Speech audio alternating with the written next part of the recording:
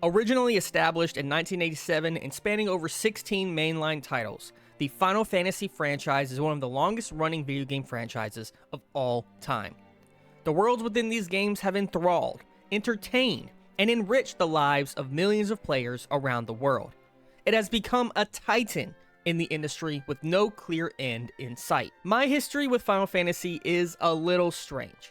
My first introduction to the series was through a completely different franchise, also developed by Square Enix, Kingdom Hearts. Kingdom Hearts is my favorite franchise of all time, and yet, despite being introduced to several legendary Final Fantasy characters like Cloud, Sephiroth, Squall, or Leon as he likes to be called in Kingdom Hearts for some reason, and even Vivi, I didn't play an actual Final Fantasy game until around 2020. Final Fantasy VII Remake released that year, and to get prepared, I ended up playing the entirety of the original game. Since then, I've also finished Final Fantasy VII Remake and Rebirth, as well as Final Fantasy X, and even enjoyed the latest entry, Final Fantasy XVI. With these experiences under my belt, I wondered what else was out there. I've been skipping around this series and been playing only the biggest names in the franchises so far, but given how much I enjoyed them, what other amazing experiences have I been missing out on? This video will be the start of an enormous and epic journey, where I plan to play every single mainline Final Fantasy game in order, detailing my experience with them and giving my thoughts as we play each game. It's going to be a massive journey, so make sure you subscribe to the channel so you don't miss a single video.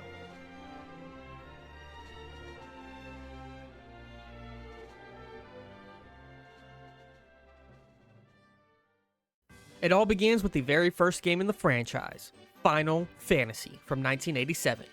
In this video, I'll be detailing my entire journey through the first Final Fantasy game, analyzing the experience, and sharing my feelings about the game. Now, before we jump in, there are some things we should clear up, as this game has quite a lot of history, ports, and different ways to play. For this journey, I'm going to attempt to preserve the original experience as much as possible. I want to play these games as close to the original form as I can, barring some special circumstance. So, I will be playing the original Final Fantasy from 1987 on the Nintendo Entertainment System, or NES. I also want to preserve the original actual experience playing the game, so any use of speed-up tools or Game Shark codes or anything of that nature will not be used. Lastly, you may find that some of what I say here might not 100% line up with the footage you see on screen. This is because I didn't get the idea for this video series until after I had already played the first game. The footage you see will be from a replay I did for the express purpose of gathering footage. But the writing and the experience I'm drawing from will be from the original experience that I had. With all of that out of the way, let's begin my journey through every single Final Fantasy game, starting with the very first, 1987's Final Fantasy on the NES. The world is veiled in darkness. The wind stops, the sea is wild, and the earth begins to rot. The people wait, their only hope, a prophecy. When the world is in darkness, 4 warriors will come. After a long journey, 4 young warriors arrive, each holding an orb. This is the opening crawl of Final Fantasy, the first thing you experience when booting up the game. This crawl reminds me a bit of the opening crawl to Star Wars. It's not as grand or iconic, but it has a similar purpose and effect. It establishes trouble in the world, a prophecy which is supposed to be fulfilled, and sets up where our heroes will begin in their journey to save the world, all over a backdrop of the gorgeous original 8-bit prelude theme that has become so iconic.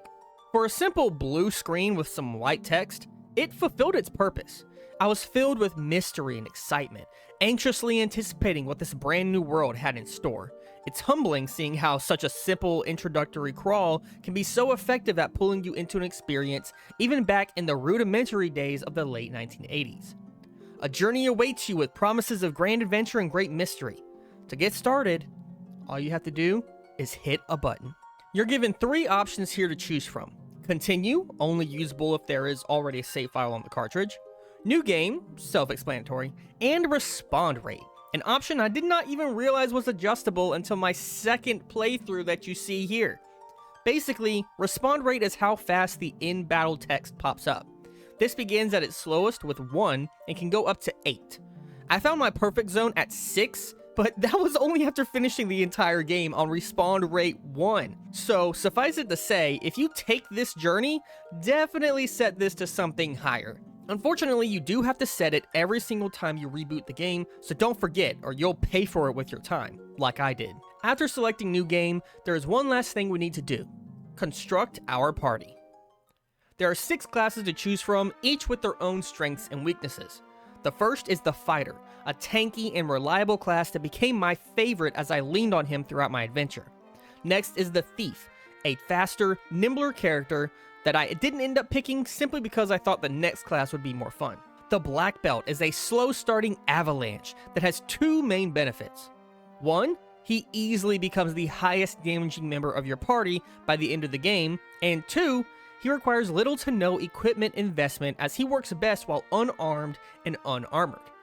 Next is Black Mage, who excels in destructive magic like fire and ice. After that is the White Mage, who excels in defensive spells and healing.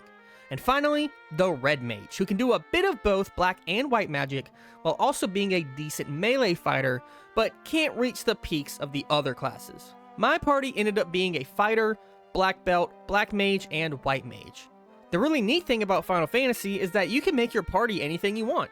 If you want to play with 2 fighters and 2 black belts for an offensive powerhouse team, have at it.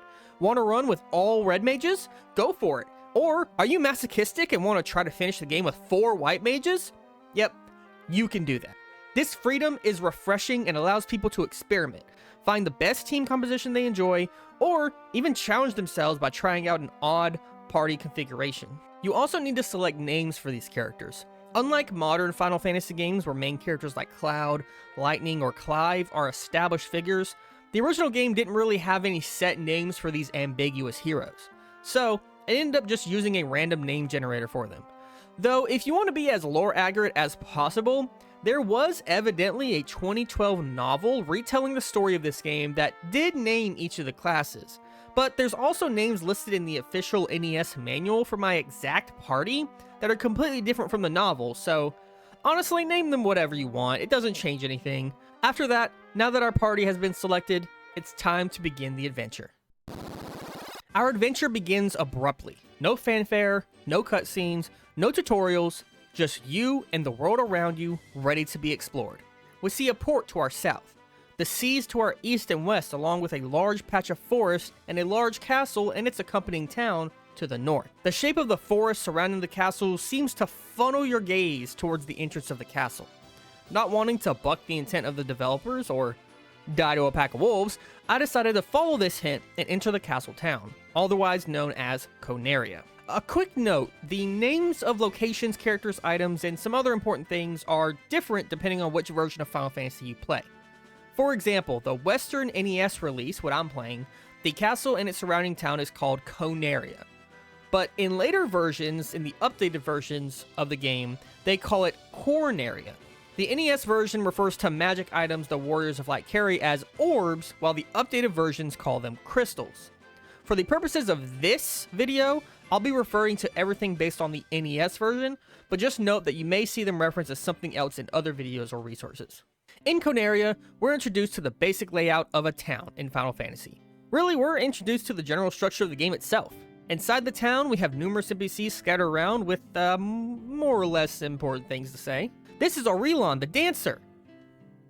Anyway, you'll end up needing to talk to most NPCs to progress.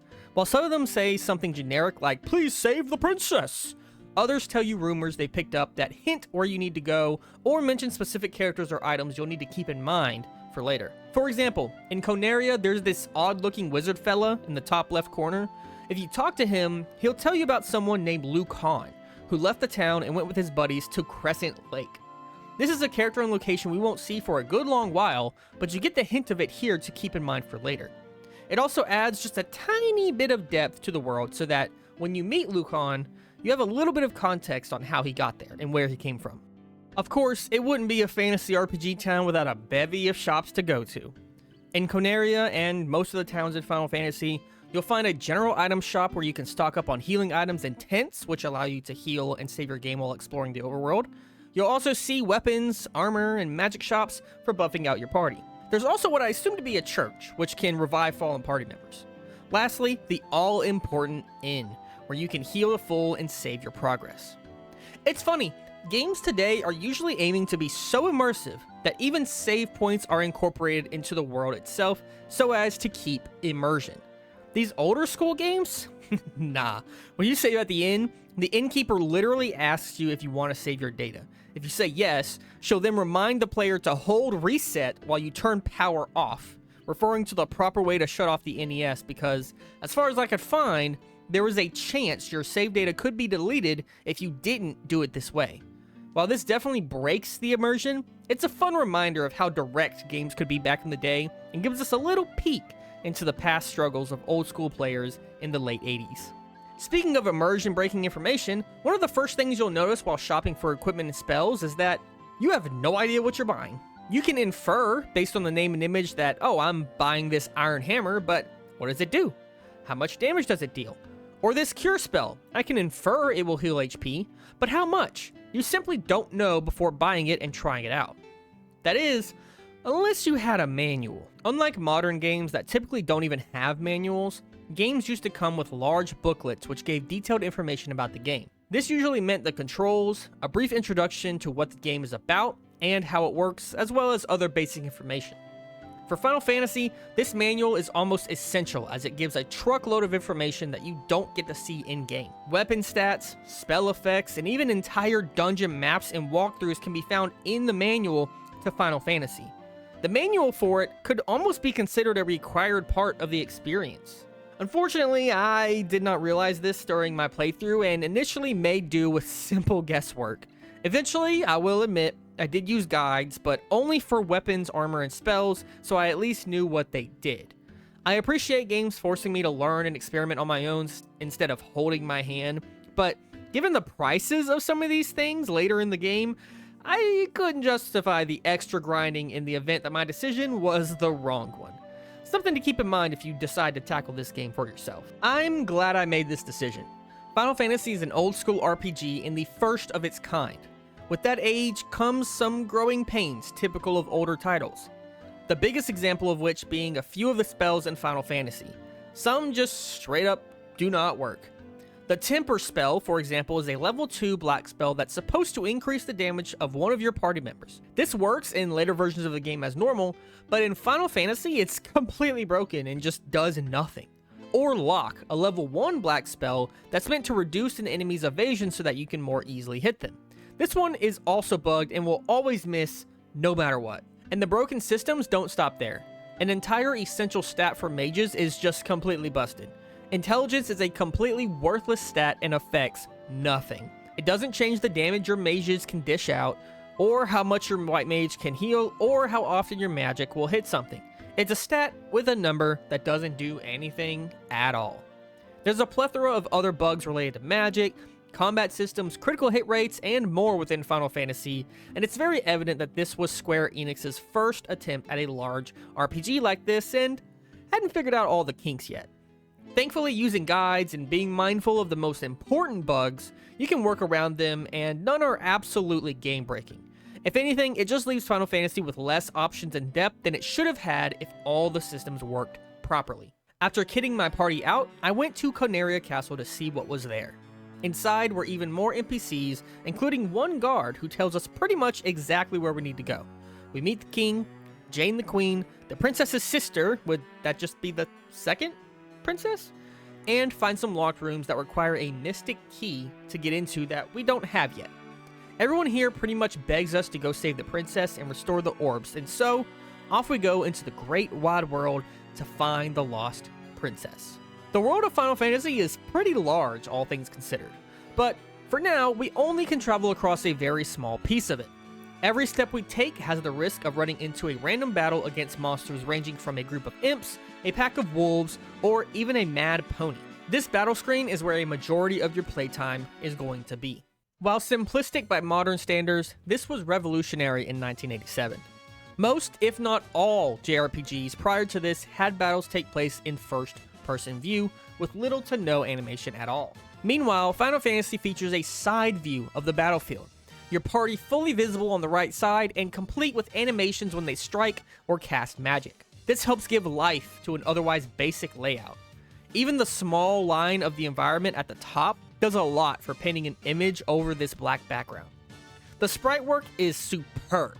The artist on Final Fantasy, Yoshitaka Amano, drew incredible pieces for this game that had to be downsized and translated into sprite form. While the sprites can't quite capture the mythical quality of Amano's original pieces, I think the sprite artists did a fantastic job translating the designs as closely as they could given their limitations.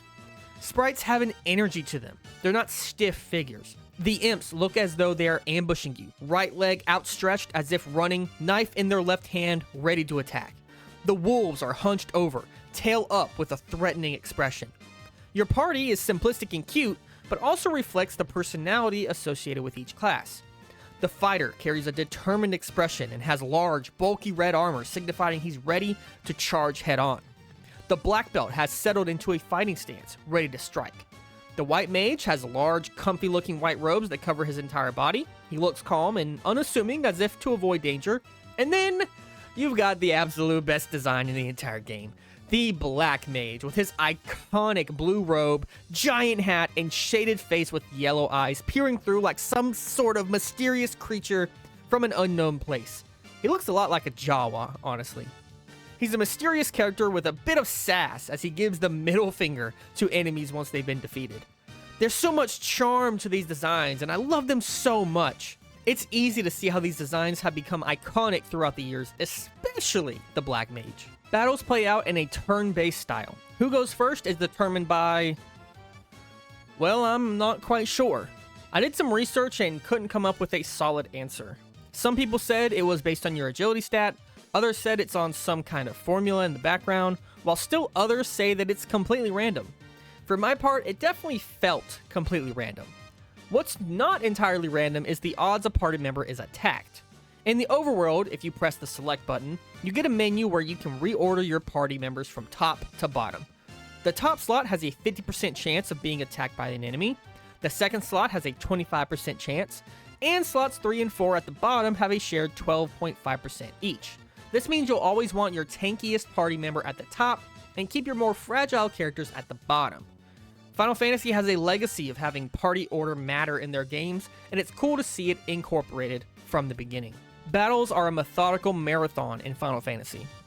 Unlike modern turn-based RPGs, Final Fantasy lacks any auto-targeting, meaning if you get into a battle with a handful of imps, and every character selects the first imp to attack, but your fighter swings first and takes it out, all of your other characters will still try to hit that first imp and miss since it no longer exists. Modern games would move the target to the next available enemy, ensuring no attack is wasted, but not so in Final Fantasy. This means thinking through your turn, how powerful each of your character's attacks are, and keeping in mind how much damage an enemy has already taken, all must be considered in every single battle. This can make grinding take exponentially longer since you can't just turn your brain off and mash a button. And I can see this being a deal breaker, or at least a massive chore for many players, especially those with more modern sensibilities. For me, I prefer this. I like having to pay attention in each battle and calculate damage to be as efficient in each fight as possible. There's some guesswork to be had, such as trying to figure out if my Black Mage's fire spell is going to actually do enough damage to defeat something or not, but that adds to the variance to each encounter that I've become accustomed to over the years of playing turn-based video games. Once the real battles happen inside dungeons against groups of enemies that actually threaten you, rather than the jobbers you grind against, this system really shines. It encourages you to learn what each enemy does so you can prioritize which to defeat first to keep your party as safe as possible. It's a simple system that effectively keeps the player engaged during combat at all times. Speaking of tough battles, our first boss is not one of them. To the northwest, we find the Temple of Fiends. It's not really a full dungeon. The boss can be found like literally steps away from the entrance, and there's only a few chests scattered around the perimeter of the place. But it does give us our first boss battle against the kidnapper of the princess, an ex-Conarian knight named Garland. As the first boss, he's pretty easy. No special abilities, crazy damage, or high health. He's quickly dispatched. Once Garland is defeated, we're instantly teleported back to Conaria Castle with the princess. The princess rewards us with a special item called the Lute, which had been passed down to queens and princesses for 2,000 years before being stolen by Garland. The purpose of this loot will remain a mystery to us for now. The king then orders a bridge to be constructed, giving us access to a wider portion of the world, and our true adventure to restore the orbs begins.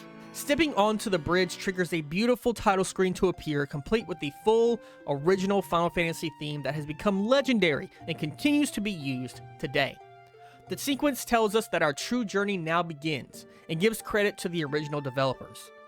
It's such a beautiful homage to the creators, sets up the rest of the journey, and fills you with an amazing sense of grand adventure that's hard to capture on a still pixel screen. These opening moments are fantastic. From the time I booted up the game to the time I reached the splash screen, I felt transported to a nostalgic, simpler time. There's something special and endearing about the simplicity of Final Fantasy and its commitment to its own idea. It knows what it is, a quaint adventure meant to fill you with ideas and wonder. And even though I had never played Final Fantasy before, the first one, I felt like I was just transformed for a brief moment into a kid dreaming about the adventure that awaits and excited for all the possibilities. All I need to do is take that first step forward.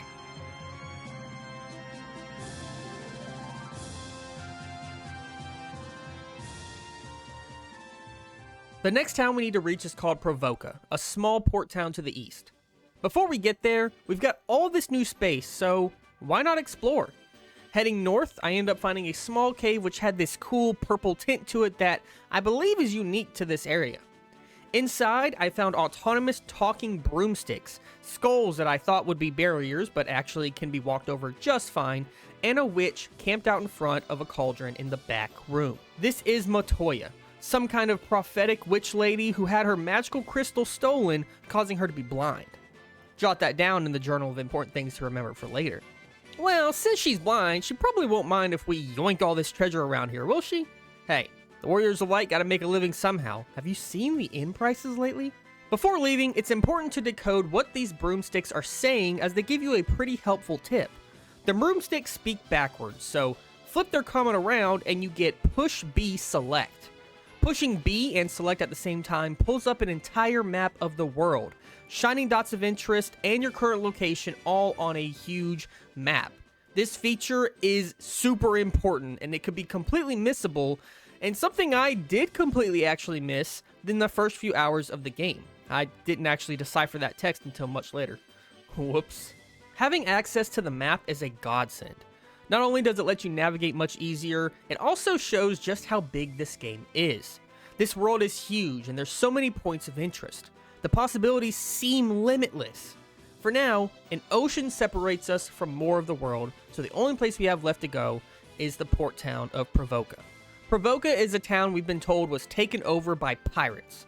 Expecting a bunch of pirates everywhere, I prepared for battle, ready to save this poor town from the horde of invaders. As we rush into the town, we find no pirates. Are you a pirate? No. Maybe there's one over here. Nah. Maybe they're raiding the shops. Nope. Ah, there he is. Turns out the town overrun by pirates meant that there was just one fella in a pirate cosplay sitting in the corner of town staring menacingly. Talking to him results in a battle against 9 pirates that are easily defeated, and after the battle, the pirate admits defeat, promises he won't be trouble anymore, and gives us his ship. Wait, really? That's it? I know the NES has some limitations, but I can't help but feel there was some lost potential here. Why is this the only pirate guy in town? Why not place a couple of pirate NPCs around the town? Maybe we have to go around and fight them all before talking to the captain over here and get a little mini-boss. Or if that's too much, just have them as set dressing.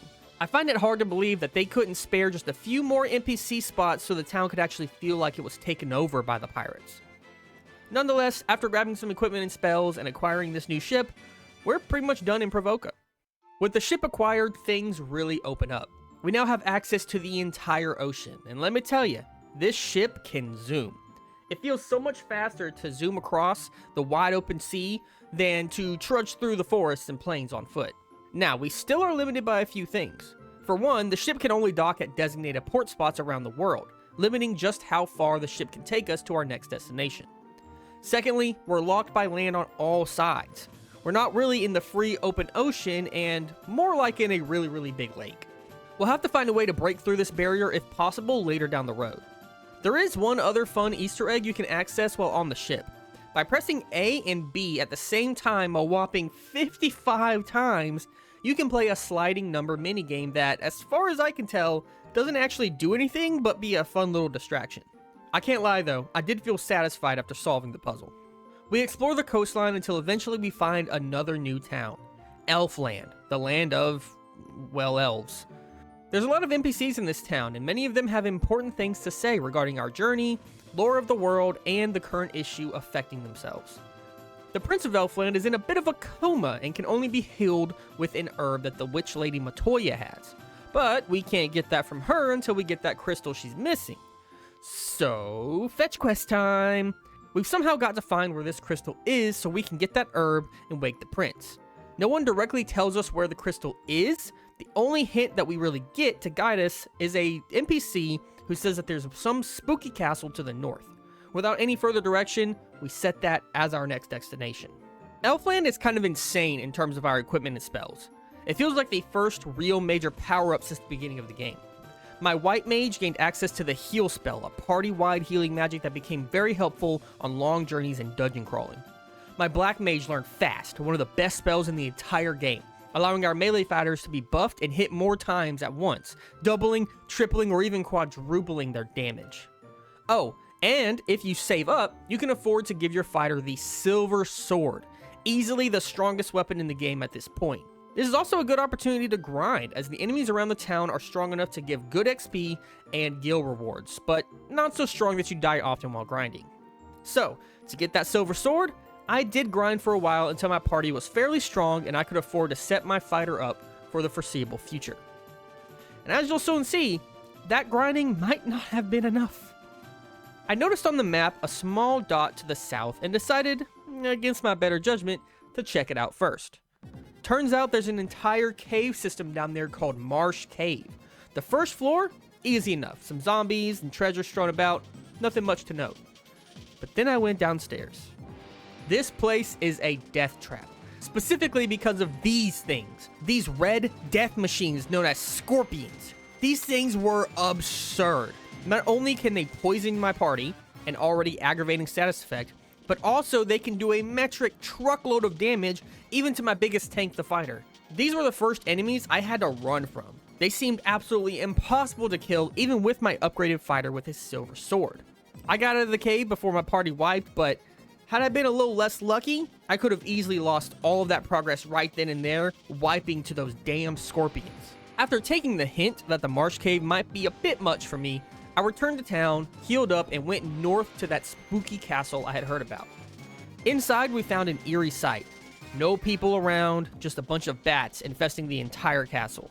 At the center was a king who said someone named Astos had double-crossed him and stolen his crown.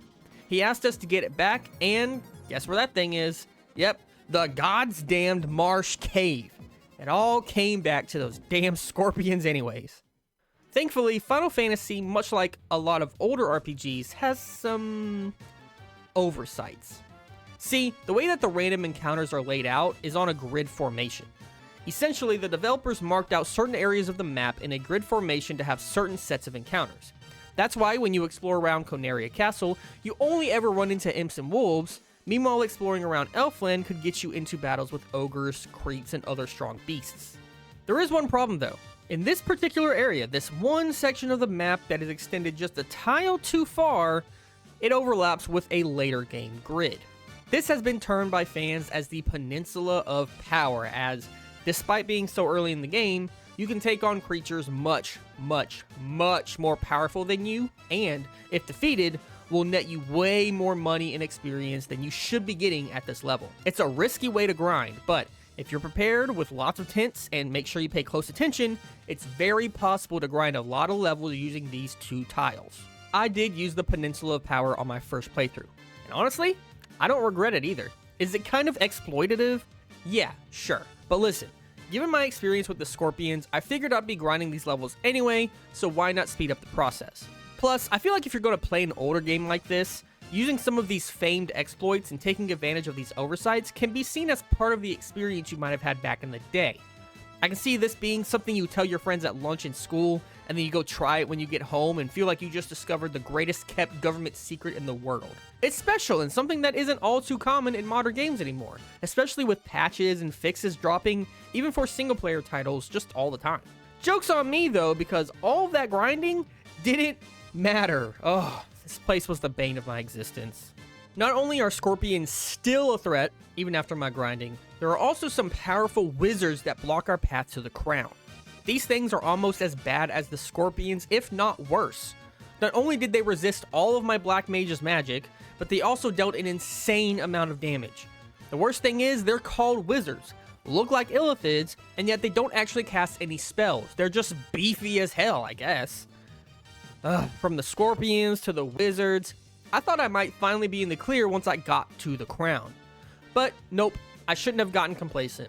On my way out, my party drained after fighting so many wizards and scorpions. On the very last tile before leaving, I ran into a pack of ghouls and zombies. Normally, these guys aren't an issue, but my party was absolutely spent by the time I ran into these guys, and it just so happens they can give your party members an effect called paralysis. Paralysis is the worst. It literally skips your entire turn for as long as it's active and has a random chance to be cured. Here's the problem. Because Final Fantasy is an old school RPG, it has some old school problems. One of these is the fact that curing your paralysis takes up an entire turn, meaning you can be re-paralyzed in the same combat round, causing a potential endless loop where you become paralyzed, cured of it, and then paralyzed again on repeat in some sort of hellish time loop. That's exactly what happened to me here. Slowly, turn by turn, my party members started dying off as the zombies dealt chip damage and the ghouls constantly kept my entire party paralyzed. There was quite literally nothing I could do about it. When I inevitably died after 10 minutes of this torture, I, of course, had to redo the entire cave over again. Finally, after restocking and trying again, I got the damn crown and could leave this hellhole of a cave. I know I'm sounding quite negative here, and yes, I do dislike having my time wasted by an endless loop that I had no control over, but I do have to say there's something stand out about the entire ordeal. The danger of going into the cave, battling it out against monster after monster, barely scraping by to get this key item, only to fall to some measly low-level zombies, has a certain irony to it. It did suck having to go all the way back through again, but even though in the moment I was pissed, I look at it with a sort of fondness now. That became a permanent, memorable moment in my experience that can never be taken away. Final Fantasy will now forever live on in my memory, if for nothing else than that one encounter. And that's truly the power video games and art in general can have, imprinting a feeling, an experience, a memory into your mind to rest forever, good or bad. Speaking of wasting time, I do want to nitpick one little thing that I just wish didn't exist. Poison is a common status effect in RPGs. I'm used to getting poisoned, having to cure it with antidotes, yada yada. The problem with it in Final Fantasy is that if your character gets poisoned, after the battle they are forced into the bottommost party spot. Every single time. So, anytime my fighter, the guy who I always want at the top to tank damage and who is the most likely to get poisoned, becomes afflicted with it, he gets thrown to the bottom order, and I have to go into the menu, go to items, heal him with the antidote, go back into the party order menu, and reorder him to the top. Repeat this process every single time any of my party members get hit with poison. I just don't really get why this is necessary. So what my fighter is poisoned? Why does he have to be forced at the bottom slot? It's just unnecessary and a huge waste of time that accumulated over the course of the game. Anyway, with the crown in hand, we head back to the totally not spooky or suspicious king in the totally not suspicious spooky castle and give him his crown. Oh no! Turns out the super suspicious king all alone surrounded by bats in a spooky castle was actually a bad guy! Whoa! Turns out he was Astos in disguise all along, something you might have been able to pick up on if you paid attention to an NPC in Elfland who mentions Astos likes to wear disguises. Well, in either case, he's an asshole. Story-wise, this is true, but in battle, it's also true. He has insanely high defense, making it feel like I'm attacking him with a pool noodle rather than an elven silver sword. He also has this spell called Rub, which, if successful, does not cure a stomach ache, but just instantly kills one of your party members. Just like that, one move, dead. Done. Oh, and if that doesn't work, he also has Fire 2 and Lightning 2, which hit all of your party members for huge damage. Suffice it to say, Astos was a crazy boss, especially for this point in the game. By utilizing all of our arsenal, mostly using the fast spell to make our melee fighters do real damage, and a little bit of luck, Astos was taken down and we received the crystal that Matoya had been looking for. At this point, Final Fantasy changes from a grand adventurous fantasy RPG into Paperboy. Or, for you Zoomers out there, Death Stranding. We become delivery boys. We take the crystal to Matoya, get the herb, take that to the Elf Prince, who gives us the Mystic Key, return to all of those previously locked doors and chests, eventually finding the TNT in Conaria Castle. This TNT will be taken to some dwarves found in a cave to the north of the spooky castle Astos was in, who will use it to blow up a canal, allowing us to even further access the rest of the world. Lots of errand running that is slowed down to a crawl thanks to constant random encounters. I'm pretty used to random encounters at this point. I mean, I've played enough Pokemon to know when to expect them, but I can't pretend that they didn't get a little grating when you're just trying to walk from one place to another to deliver packages like an Amazon delivery driver. And this seems like a good time to mention inventory space. While exploring around with our handy dandy Mystic Key, I was able to pick up a ton of loot. Most of it gil, some of it potions, but also some weapons and armor. Inventory space for holding weapons and armor is extremely limited. You're only allowed to hold up to 4 armor pieces and weapons per character, and usually, a couple of those will be equipped. Your fighter even reaches a point where his entire inventory is used up by equipped armor, making him unable to even hold any spares. This causes some issues. Obviously, it means less stuff you get to carry and therefore sell. However, the bigger problem is that some of the equipment in this game have special effects that can be used in battle if you use the equipment like an item. These only really appear in the later parts of the game, but are really useful pieces in your arsenal. For example, the heal staff allows a character to cast heal for free during combat infinitely, a really useful ability to have especially in longer endurance testing dungeons. Another piece might cast a magical damaging spell or grant the party a defensive buff. Your inventory space for carrying these special pieces of equipment being limited means you're going to have to really analyze what abilities are the most important for your team and which you'll need to leave behind. A few other things of note in the dwarf cave before we move on. Inside, we also found a dwarf who told us about something called a floater, which is supposed to be able to make anything float. Wonder what that could be used for. Second, there's a blacksmith here called Smith. Yeah. He promises to make us a legendary sword if we can get him some adamant. Another little nugget to keep in mind for the future. Lastly, inside Dwarf Cave we can find a lot of loot. Namely, a cool-ass weapon named the Dragon Sword. Sounds cool, looks cool, and yet it's just entirely worse than the Silver Sword and Elf Lamp. This will become a recurring theme in Final Fantasy. For some reason, many of the weapons you find are just worthless compared to a weapon you got much earlier. I'm not sure why they even bothered creating some of these weapons. Like, why make something as cool as a dragon sword and yet make it completely unplayable? With the canal now open, the rest of the world becomes available. We can go so many places at this point. We can even pull a Magellan and circumnavigate the entire globe, looping around to the other side of the map if we head east or west for long enough. The world acting as an actual globe and looping around itself rather than having some invisible wall is super cool and really makes the world feel real.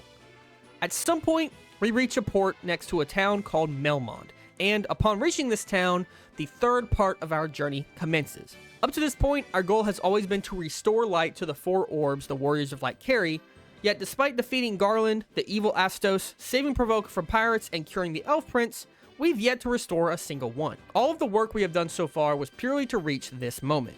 With the rest of the world open to us, we now set off to restore the light and save the world from devastation.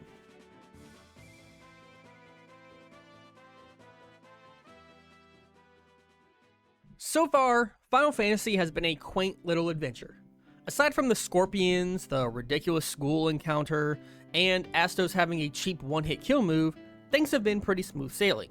Dungeons have been simple, problems easily solvable, and battles non-threatening. Starting now though, everything gets taken up a notch. At Melmond, we learn the entire town was ransacked by a vampire. One of the townspeople tells us to find the sage named Sarda to the west. After collecting more equipment and giving our white mage their first revival spell, Life, we head to the cave in the west called Titan's Tunnel. Here, we're blocked off by Titan himself, who will not move unless we fetch him a ruby to snack on. The only other nearby destination is another cave system to the south.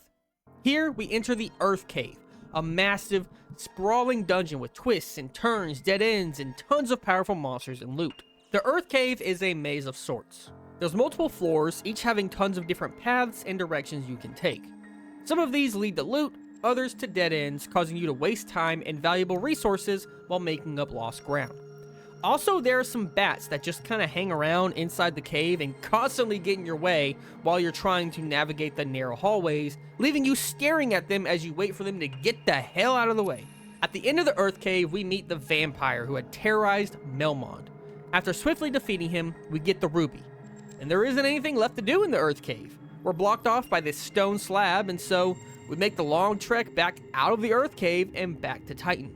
Once there, we give the ruby to Titan, who clears the way for us to find Sarda on the other side, receive the rod from Sarda, trek all the way back to that stone slab in the Earth Cave, and use the rod to unlock the second half of the dungeon. This stretch was exhausting. Traveling through the same dungeon essentially 3 times was a chore. Endurance is a major aspect of dungeon design in Final Fantasy. Dungeons are meant to test how prepared you are for their journeys and punish players who are not the appropriate level or have the necessary stock of items to survive the journey.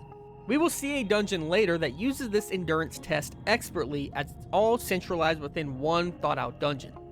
The stretch from Melmond to the end of the Earth Cave does not feel like an endurance test and more like a patience test. How much walking through the same area can you handle before shutting the game off? How much of the same dungeon and enemies can you stomach before getting tired? This has easily been the weakest portion of the game so far. The monotony of exploring Earth Cave so many times is only compounded when you go further down in its depths. The final 2 floors of the Earth Cave are nothing special. They're quite literally the same basic layout as the previous floors. The theme of the Earth Cave being the worst stretch of Final Fantasy so far continues. The reward for reaching the end is at least an interesting boss. The Fiend of Earth, Lich. Aside from Astos' rub spell, Lich is our first truly scary boss. Lich is visually stunning. There's so much style and color on display here, and I think the sprites represent the chaotic and terrifying nature that Amano's original artwork tried to evoke very well. He's got tons of health and can deal an insane amount of damage with his variety of spells. He will cast spells 75% of the time, and usually will throw out a party-wide attack move like Ice 2, Fire 2, or Lightning 2. If you're not healed up or prepared at the right level, this can absolutely wreck your team, especially your squishier mages. Much like the other undead, he can also paralyze you with melee attacks, limiting your ability to respond to his assault. My strategy was to have the black mage cast fast on my fighter in black belt, and then just spam fire magic, while the white mage keeps us topped up on health and tries to deal damage when they can with harm spells. Thanks to the combined damage output and my fairly high level, Lich gets taken down and the Orb of Earth's Light is restored, the first of the 4. After exploring around a bit, we discovered Crescent Lake, home of Lorkhan and the other sages on the eastern side of the world. After speaking with every sage, we are given the canoe, allowing us to travel on rivers. The sages describe to us the damage the fiends have caused around the earth and task us with defeating the Fiend of Fire as our next objective. After traveling across the rivers north of Crescent Lake, we come across a massive volcano, surely the home of a fiery fiend. This is Gurgu Volcano, and it is without a doubt the best dungeon in the game. As a volcano, the floor is literally lava. Sometimes. Unlike most games where lava spells instant doom, in Final Fantasy, our characters can walk on lava quite easily. Instead of instant death, you take damage from the lava with each step. The trade-off is that you can't run into enemy encounters while on lava. Rooms are laid out with a push and pull between traveling in the relative safety of lava, a hilarious sentence by the way, or exploring out to grab loot, risking running into powerful creatures. This means you're constantly doing 2 things. 1, calculating the cost and benefit of traveling on the lava path to search for loot, and 2, playing an endurance game as you constantly keep your party healed up so you don't perish from either the lava or the monster encounters. Avoiding monster encounters is a huge deal in this dungeon. Many of the monsters found here are tough, with high damage outputs and high health. Some can even blast your entire team with fire magic, making it even harder for you to keep your party healed up. Usually you can get away with just your fighter taking a bunch of hits. That's fine. Just heal up the fighter, heal up any stray damage on your other characters, and you're golden. But with the lava damaging the entire party with every step, strong monsters decimating your tank's health, and party-wide attacks damaging everyone on your team, this dungeon will drain resources extremely quickly, more so than any dungeon before. If my previous experiences in dungeons felt like linear strolls with the occasional road bump, goddamn you scorpions, then the volcano was the equivalent of a full-blown endurance testing marathon. I was constantly sweating and worrying every step, wondering if the next step was correct, if taking this path to search for loot was worth it, and trying my best to avoid as much damage as possible. At one point, deep inside the volcano, I was ambushed by a red dragon guarding an important treasure. This thing was powerful, and quickly took out both my black and white mages with ease, and crippled the health of my black belt and fighter. I managed to defeat it and acquired the flame armor, a huge upgrade for my fighter, but now I had a decision to make. I was right there at the end of the dungeon, but I knew I still had some steps to go, potential encounters to run into, and the final boss at the end. Without an easy means of escape, I could either try to run back up, fleeing from every fight until I got back to the top, heal up and try again, or I could take my chances and challenge the boss down 2 party members. I took my chances, I pushed forward and encountered the boss of Gurgu Volcano, the Fiend of Fire, Karen. Carrie. Apparently this generic sounding name was actually a mistranslation of Kali, a Hindu goddess of destruction. In later re-releases, her name was changed to better mimic the Dungeons & Dragons monster of the same name, Merilith. Carrie was tough. With a whopping 600 health and 50 absorb, she could tank hits and dish them out just as hard. She was weak to statuses like slow, mute, and hold, but with my black mage down, these were unavailable. The battle became an all-out slugfest, my fighter and black belt against the demonic Carrie. The fight was close, but with a few lucky critical hits, and using a handy new sword we found, the Ice Sword, which finally replaced the Silver Sword as a huge new upgrade to our fighter's battle prowess, Karen went down. The Orb of Fire was restored, and we teleported the hell out of there. If the volcano was one of the most grueling endurance testing dungeons in the game, then surely a dungeon directly after, copying its exact same mechanic, would be equally exciting, right? And not so much. The ice cave can be found not far from the volcano and features the similar mechanic of floor tiles dealing damage with each step, except instead of lava, it's ice water? Ice lava? Whatever. Where the volcano was a marathon, the ice cave is a sprint. There's a minor mechanic where you can fall through the floor to reach specific areas, but outside of that, the ice cave is just a significantly worse volcano. At the very end of this mini dungeon, we fight a mini boss called I, which looks metal as hell. After swiftly defeating it, seriously, this thing is a joke compared to the Red Dragon and Carrie, we obtain the illustrious Floater. The floater allows us to then travel to the southern desert and raise a flying ship from the sands to use for ourselves, finally unlocking the last and most freeing mode of travel and a staple in Final Fantasy, the airship. Like the ship before it, the airship literally changes the game forever. It's fast, it can go literally anywhere, and its only restriction is that it needs to land on solid ground, so no landing in the middle of the woods, the ocean, or on top of the mountain. Now we can go anywhere, do anything, and see this game for all it has to offer. I'd say this marks the beginning of the third and final act of Final Fantasy. With the world open to us, 2 orbs restored and 2 more to go, it's time to enter the final stretch to save the world.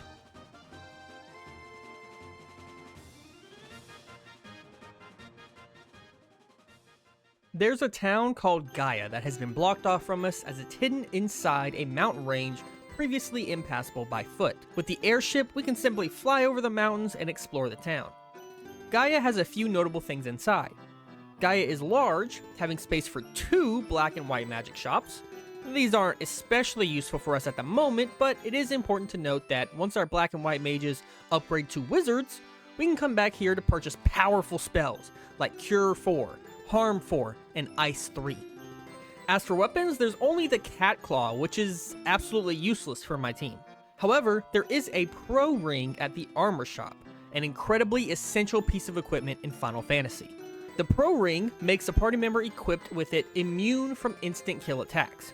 Remember Astos from earlier, who could kill a party member immediately with Rub?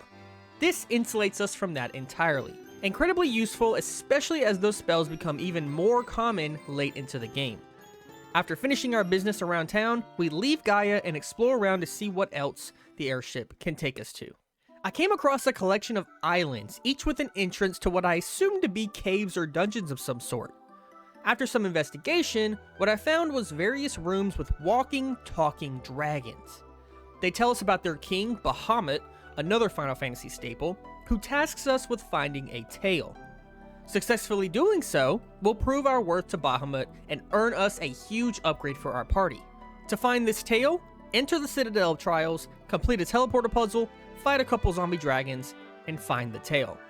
Give the tail to Bahamut, and he grants us our entire party a class upgrade. This is one of the coolest moments in the game.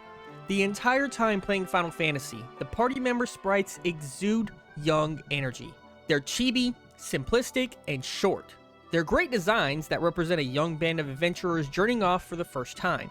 Now, they seem to have grown 20 years. They become taller, more detailed, and more serious. It's a mirror of the player's experience as well. You, much like the party, started this journey fresh. You didn't know all the ins and outs of the world, combat, and had little to no experience with the game.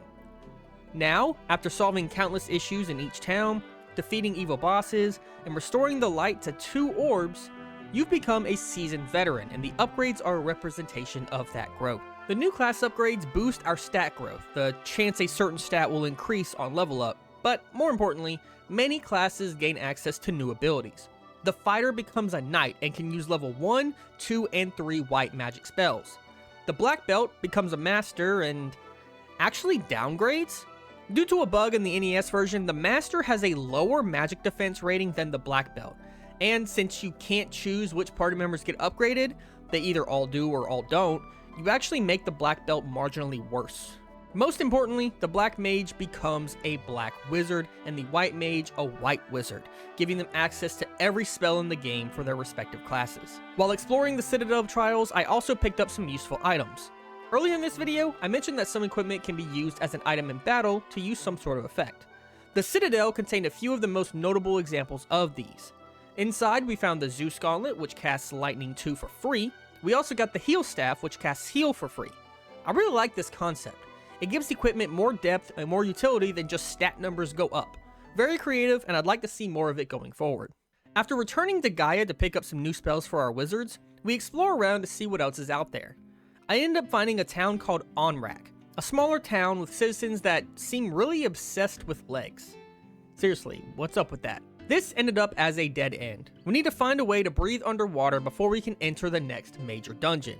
I recalled that while in Gaia, I met a suspicious pirate guy who boasted about selling off a fairy in a bottle to the caravan. Without much else to lead me, I followed that trail to find this caravan somewhere in the desert. There was a trend in large 8-bit adventure games like Final Fantasy where the developers would just hide stuff in very specific spots that you need some sort of god-level perception to see naturally. Like how in the original Legend of Zelda, there would be trees that looked totally normal, but you could blow up to open new pathways. You'd have to spend so much time spamming laser beams at every single tree in the game if you ever wanted to find them all yourself. The caravan is like that. We were told to look for an oasis to find the caravan. Turns out, what they meant by oasis was a singular tile in the middle of a massive desert that just so happens to be flanked by a few forest titles. That's your only indication of where the caravan is. Who in their right mind decided this was okay? After finding that needle in a haystack, we can now return to Gaia, release the fairy to her rightful place, and be rewarded with an Oxyale, which, to be honest, at first I thought was some kind of magic rock or mineral that let us breathe underwater, but upon thinking on it, it probably was just a potion. Now, we can return to Onrak, enter the cool submarine, and get inside the Sunken Shrine. The Sunken Shrine is a monster. This is by far the largest dungeon we've encountered so far. There are tons of floors, rooms, paths to take, and loot to grab. First off, in a room full of mermaids, we find a slab which will be an important story item moving forward. You can talk to these mermaids to gain some lore insights, but my favorite was this one who said she had a friend that disappeared after going on land, theorizing perhaps she grew legs and walked away. Perhaps a reference to the legs lady from before? A Little Mermaid reference? I also found the opal armor, which is just a straight upgrade from the ice armor my knight had been wearing. I also picked up the mage staff, allowing the use of fire 2 for free. The light axe also casts harm 2 for free. Lastly, we found the best accessory piece in the entire game, the ribbon. Ribbons are incredible. They give your party members resistance to every single element in the game, making them ultra versatile and valuable. That's probably why there's only 3 in the entire game. After grabbing all the loot we could find and ensuring we don't waste too much time taking a wrong turn, we reached the final boss of the dungeon, the Fiend of Water, Kraken. Kraken is an insanely powerful boss as he strikes with physical attacks that deal insane amounts of damage. At one point, it attacked my white wizard, one-shotting him with 324 damage. Kraken can also use Ink, a special ability that gives the party darkness, making it harder to land hits on Kraken. After having to restart the fight once due to Kraken's high damage output, I managed to take the Kraken down with the tried and true tactic of hitting him really hard with my Knight and Master. The third orb has been lit, only one left to go. The Sunken Shrine was a bit of a letdown. Expectations for good dungeons have been set solidly by the volcano, and so when exploring an endurance testing dungeon such as the Sunken Shrine, I'm looking for a bit more than sheer size to create an interesting exploration experience. Unfortunately, the Sunken Shrine relies solely on its size for its challenge. The mobs are not even that threatening. Without Kraken being as threatening as he is, the dungeon would be one of the most forgettable in the entire game. Our water traveling adventures aren't over. The next place to go is this peculiar little waterfall, which when entered hides an entire cave system. Pro tip to all developers out there, always hide stuff behind waterfalls. It never stops being cool. At the end, we get a key item called the Cube and meet a talking robot? In my fantasy game? This is our first encounter with a Final Fantasy staple, mixing the fantasy with the high-tech sci-fi. We'll be touching more on that in a bit. Otherwise, the biggest loot of note here in this massive line of chests is the second ribbon and the defense, which, despite the name implying it as a piece of armor, is actually a sword slightly stronger than the ice sword. We have now reached the final stretch of the game. We've got only one town left, one dungeon left, one fiend left, and one orb to restore. The next stop on our long journey is Leafin, a town of highly advanced people who speak a foreign language. After getting the slab we found in the Sunken Shrine translated, we can now speak freely with the people of Leafin. Leafin is very tiny for being the last town in the game and home to this advanced culture. There's not even an inn or item shop here. In fact, you'd think the entire town was devoid of any shops at all unless you notice this tiny gap in the top right corner of the town, which leads you directly to the final magic shops. Here, we pick up the most powerful magic spells in the game. Life 2 for our white wizard, allowing them to not only revive a fallen party member, but also to full health, and Nuke, the strongest black wizard spell, doing an insane amount of damage with no elemental type attached to it to resist. Talking with the townspeople of Leafin is required for progressing and adds more background to the story. Evidently, the airship we travel on once belonged to the warriors of the Leafin. We learn that there is a floating castle and that Tiamat, the Fiend of Wind, took off with it, leaving the people of Leafin stranded, explaining the small size of the town. We're also told that the Mirage Tower in the middle of the desert is the entrance to the floating castle. Finally, one of the townsfolk, recognizing us as the Warriors of Light of legend, gives us a chime which will open the way toward the floating castle. The path is now set. There's nothing left to do but enter the Mirage Tower, get inside the floating castle, and take down the final fiend. Mirage Tower and the floating castle after it are the two best thematic and atmospheric dungeons in the game. In the Mirage Tower, we're encountering everything from distorted chimeras to mechanical monstrosities called guards to evil warriors that look remarkably like Batman. We see the Mirage Tower blending the fantasy and sci-fi elements together and creating a mixture that has become iconic to Final Fantasy. There is great loot to find as well, starting with the Dragon Armor, an instant replacement to the Opal Armor from the Sunken Shrine. We also find a Vorpal Sword that does nothing, and a Sun Sword that does nothing. After reaching the top of the Mirage Tower, we ring the chime and teleport up to the floating castle. If the Mirage Tower was a balance of fantasy and sci-fi, the floating castle tips all the way into sci-fi. If the high-tech mechanical robots and computers looked out of place in the Mirage Tower, we the players with our swords, armor, and magical staves are the fish out of water. The music also shifts from the grandiose, adventurous tune that you normally hear to this distorted techno version. There's teleporters, giant robots, and computer rooms all around. I really like this dungeon visually. It's probably the most striking out of all the dungeons so far due to its odd place inside this otherwise classical fantasy world. The teleporters are a minor, simplistic way to add an extra level of immersion as well. They're effectively just stairs from any of the other dungeons, but the fact that they're a strange triangle-shaped teleporter adds flavor and color to the dungeon and its sci-fi themes. Loot did not disappoint in the floating castle. First, there is a Bane sword, which is useless as an equipped weapon, but if used as an item, will cast Bane, which can instantly kill an enemy if it lands.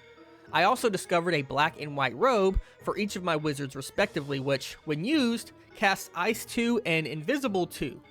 The final ribbon was also picked up. Lastly, we found the Adamant, which, if we recall from way earlier in the game, can be taken to Smith the Blacksmith to get some legendary Mastercraft weapon. While thematically and visually interesting, the floating castle is yet another simplistic linear adventure. The major challenge is purely in the danger the enemies inside pose to the party.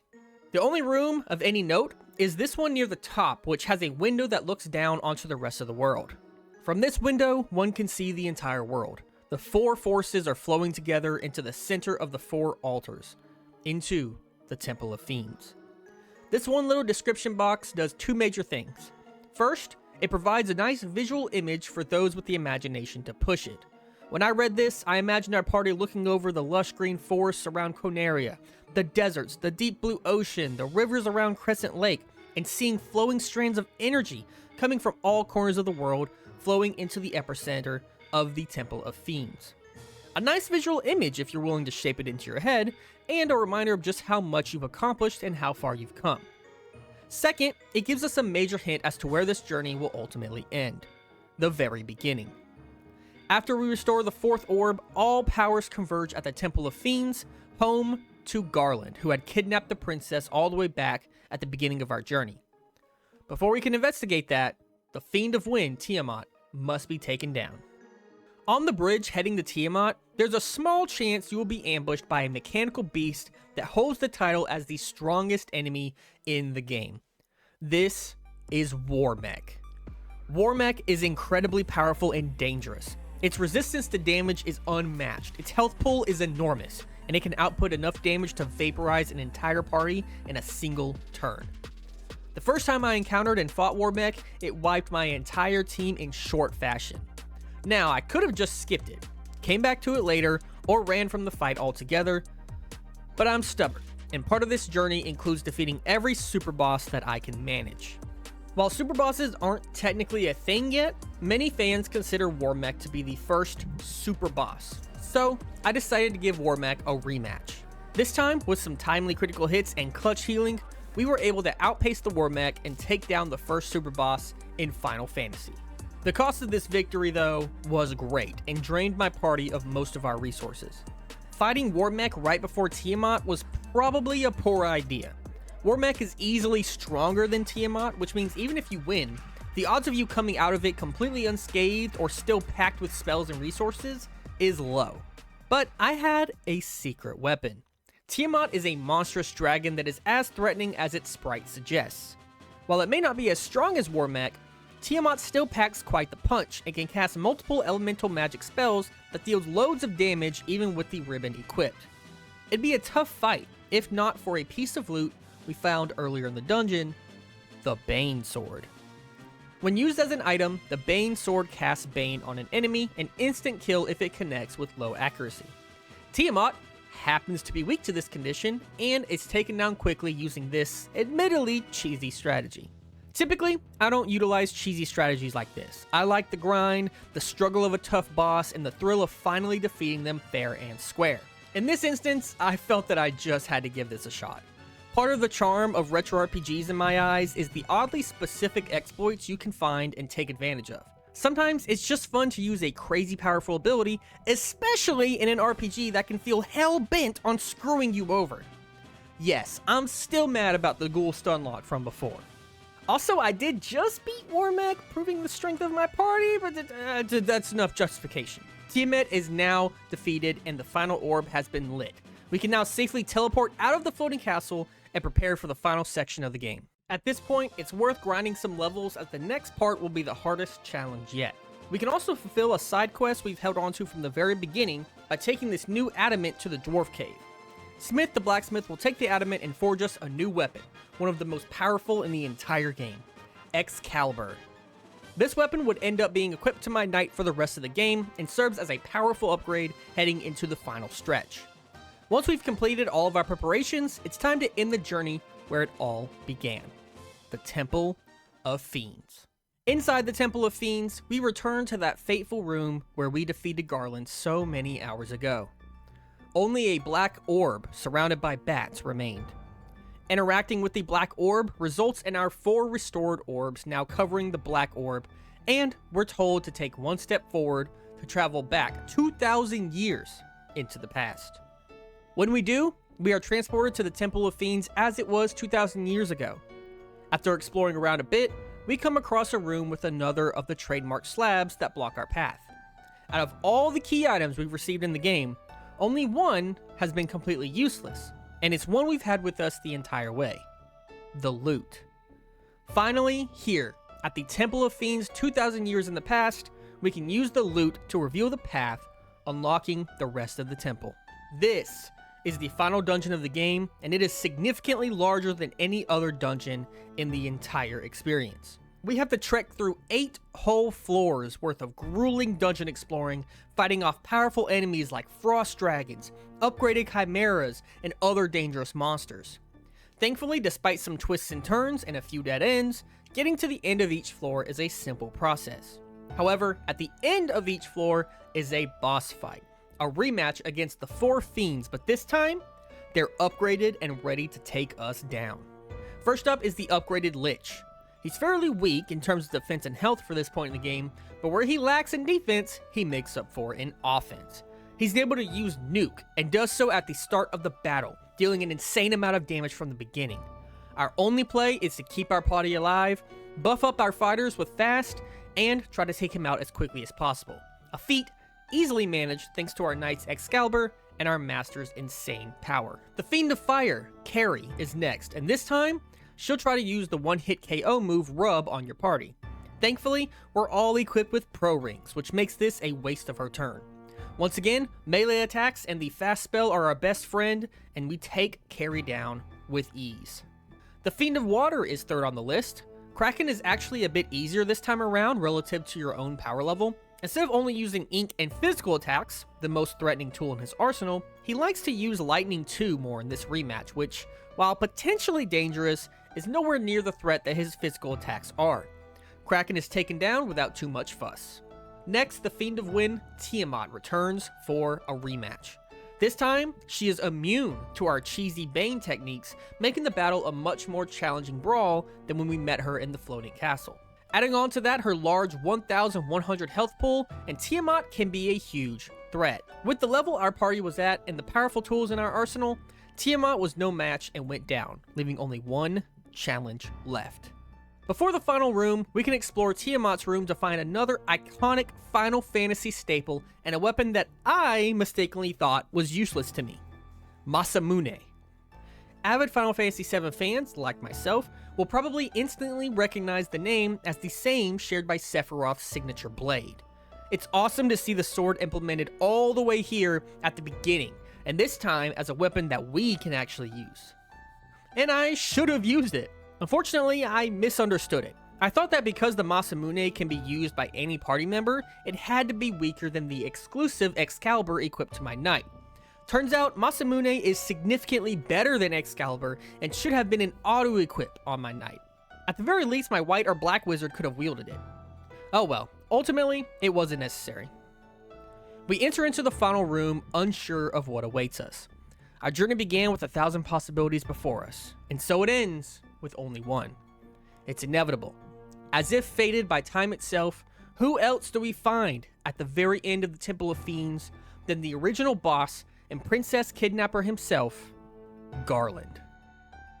Let me break this down as best I can. Evidently, when we defeated Garland in our own time, the 4 fiends gathered their power and sent Garland back in time 2,000 years. When he arrived in the past, he discovered the four fiends in their forms that we just defeated and shot them forward in time 2,000 years to the present, creating a perpetual time loop where Garland is always defeated by the Warriors of Light, sent back 2,000 years, sends the fiends forward in time so that he can be sent back in time, and loops this cycle over and over again as a way of effectively gaining immortality. What this does for him? I don't know. He says that after 2,000 years, he will be forgotten, which somehow ends the time loop and lets him live forever while killing us. I'm not exactly sure how that works. This is ultimately the main problem with Final Fantasy's story. I get that there were huge limitations on the NES. They could only afford one text box per NPC after all. Heck, they only get away with Garland talking multiple times here because he steps back with each new box, likely creating a new NPC, so to speak, each time. It also limits our ability to understand and become fully engrossed within the story. I get the time loop aspect, but what I'm missing is why Garland wanted to do this, what this does, how it works, how it benefits him, or any other details. All we get is that he did it, wants to live forever, and somehow will kill us in the process. Time travel paradox nonsense already is a huge, convoluted can of worms, even in a detailed narrative. Throwing it in a game with as many story limitations as Final Fantasy just makes it more confusing and preposterous. I like the concept, taking on the villain from the beginning of the game at the very end again due to some master plan of his. I like the idea of our party of heroes effectively starting the loop ourselves because if we never fight Garland in the first place, he never gets sent back in time and ravages the world. The story in place is interesting, it's just not able to be delivered in an effective way given the restrictions of the time period. Regardless of narrative woes, we still have a final boss to kill. Garland, in his bid to defeat us, transforms into the all-powerful embodiment of chaos. One of the best designs in the entire game, saved here for last. I love how you can kind of see Garland still in there, with the horns being deformed and elongated from his helmet, the plumage still present, and his shoulder pads and chest piece still protecting his body. It's an awesome design and a tough fight. Chaos has a whopping 2,000 health, has an incredibly high physical defense and magic defense, casts powerful spells like Nuke, Ice 3, and can even heal himself with Cure 4. And he has no weaknesses whatsoever. The main goal in this fight, same as many boss fights in Final Fantasy, is to swing fast, swing hard, and try to kill Chaos as fast as possible. If we get into a grindy battle with him and he gets the chance to cast Cure 4, we're going to run out of resources and lose the battle. This fight was great. Chaos has so many powerful tools, and the constant threat of Cure 4 looming in the background, as well as many of his attacks hitting the entire party, meant that everyone had some role to play. My Black Wizard was buffing my melee characters with fast and dealing what damage he can with Nuke, my Knight and Master were trying to deal as much damage as humanly possible, and my White Wizard was putting in the work to keep them all alive. A great end and encapsulation of what this combat system can do, and the ceiling it can reach. He was my lead character for the entire game, my favorite class from the beginning, and the party member who I spent the most amount of resources into. So it's only fitting that the final strike against Chaos, ending his reign of terror and restoring peace to the world, came from my Knight, hitting a clutch critical hit and defeating Chaos once and for all. Chaos disappears, the screen fades to black, and a cutscene begins detailing what happens after the battle. The time loop ends. The elements of earth, wind, fire, and water are restored to the world. We learn that, apparently, Garland's seething hatred for, I guess, the world, led the four fiends to the world in the first place. Perhaps they were gods or demons only able to be brought into the world by strong emotions like Garland had? Who knows? The Warriors of Light travel back to their own timeline where the events at the beginning of the game take place once more. Only this time, there are no fiends to send Garland back in time, leaving him defeated once and for all. No one remembers all that we did for them throughout our journey, as due to the time travel aspect, it technically never happened. But evidently some small piece of it remained with the dwarves, elves, and dragons who passed down the legend of the Warriors of Light. Then we end off on a cheesy but heartwarming message that we never really see anymore. The warrior who broke the 200-year time loop is truly a light warrior. That warrior is you. May the orbs always shine. The end. Final Fantasy was a humbling experience. It was fascinating to take a look at this now gargantuan franchise with millions of fans all over the globe in its infant stage. To many, Final Fantasy will be seen as just a simplistic, classic fantasy JRPG with little story and not a lot of complexity. To some degree, they're correct. By modern standards, Final Fantasy is basic and bare bones. In fact, it's completely broken at times with spells, character stats, and other mechanics simply not working as intended or at all. Some of the mechanics can be archaic by modern standards, not being able to revive in battle, having to restart dungeons from the beginning if you die, only being able to buy potions with no high potions. It's easy to look at Final Fantasy in the modern age and see a game stuck in its own time without much value to the modern player. I think that misses the point entirely. Final Fantasy is still a worthy piece of art and gaming history that deserves your attention. It's not the most impressive Final Fantasy, nor is it the most complex or engrossing. What it is inspiring. This was a game made by a handful of people that catapulted a game company and a franchise into one of the most ubiquitous and successful in the industry still to this day. Without the original Final Fantasy, you don't get Final Fantasy VII, or Tactics, or 10, or 14, or 16. Without Final Fantasy, who knows if Square would be the massive company it is today, able to partner with juggernauts like Disney to bring Kingdom Hearts into being. Perhaps without Final Fantasy, you never get a Life is Strange or Tomb Raider reboot series. There's so many games that have touched people's lives and inspired people that would not exist without this game, and that's a feat in and of itself, regardless of broken mechanics, awkward storytelling, or age. At the end of it, I think Final Fantasy represents hope. Just as you, the Warrior of Light, travel across the lands, helping those lost and downtrodden, defeating evil, and bringing hope to all around you even when your own feats are long forgotten, I think Square tried to achieve something truly special with Final Fantasy. Something that would last, something that would inspire and live on well beyond its original story. When you say the words Final Fantasy to someone, odds are they won't be thinking of this game. They'll be thinking about the first one they ever played, their favorite in the franchise, or the most recent one that came out and drew their interest. The legacy and heart of Final Fantasy lives on in each new entry in the franchise, and in every person's heart that continues to play and enjoy these games, even if they have never played or long forgotten the original. It's inspiring, and I think Final Fantasy deserves love for the foundation it provided. Whew, thank you guys so much for watching. This video took a lot longer than I expected, from having to play the game twice to get that footage, writing the script, trying to edit it down as much as possible, recording this video, editing it into this big massive video that it is now. It took a lot of work, but I'm pretty happy how it turned out. Final Fantasy is a franchise that I think I can feel in my heart could become something truly special to me, and I can't wait to play more soon.